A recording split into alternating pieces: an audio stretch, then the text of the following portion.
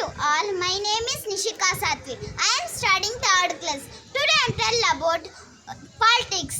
రాజ్యాంగవాదానికి మూల పురుషుడు Aristotle. Aristotle 158 రాజ్యాంగాలను ప్రభుత్వాలను పరిశీలించిన తర్వాత ప్రభుత్వాల వర్గీకరణ గావించారు. అరిస్టాటిల్ తన ప్రసిద్ధ గ్రంథమైన పాలిటిక్స్లో రాజ్యాంగాలను మరియు ప్రభుత్వాల వర్గీకరణ గురించి పేర్కొన్నారు. వ్యక్తి పాలన కంటే చట్టబద్ధమైన పాలన శ్రేష్టమైనది అని చెప్పిన వ్యక్తి అరిస్టాటిల్.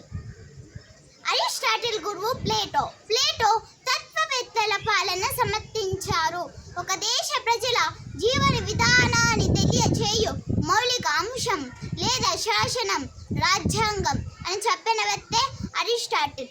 భారత రాజ్యాంగ రచనకు పట్టిన కాలం 2 సంవత్సరాల 11 నెలల 18 రోజులు. భారత రాజ్యాంగం ఇప్పటి వరకు 1949 నవంబర్ 26 ఆమోదం పొంది 1950 జనవరి 26 అమల్లోకి వచ్చింది. భారత రాజ్యాంగం అమల్లోకి వచ్చినప్పుడు 395 ఆర్టికళ్ళు, 8 షెడ్యూళ్ళు, 22 భాగాలు ఉన్నాయి. ప్రస్తుతం 448 ఆర్టికళ్ళు, 12 షెడ్యూళ్ళు, 25 భాగాలు ఉన్నాయి. భారత రాజ్యాంగం ఇప్పటి వరకు 106 సార్లు సవరించారు. మొదటి సవరణ భూ సంస్కరణలు, చివరి సవరణ మహిళా రిజర్వేషన్ బిల్లు. Thank you.